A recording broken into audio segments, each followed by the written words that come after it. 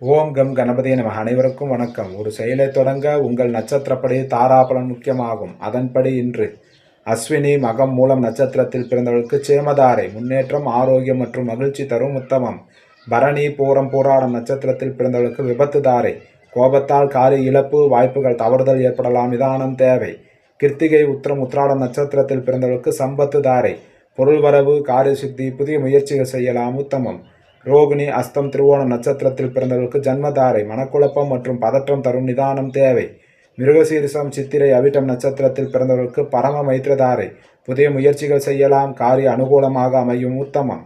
திருவாதிரை சுவாதி சதய நட்சத்திரத்தில் பிறந்தவர்களுக்கு மைத்திரதாரை, புதிய முயற்சிகள் செய்யலாம், காரிய வெற்றி தரும், உத்தமம்.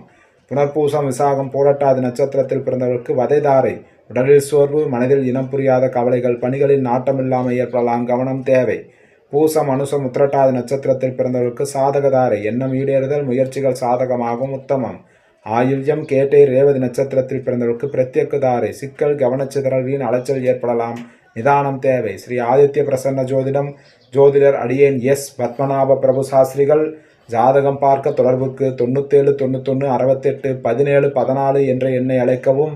காலை 10 மணி முதல் மாலை 5 மணி வரை மட்டும். நன்றி, வணக்கம்.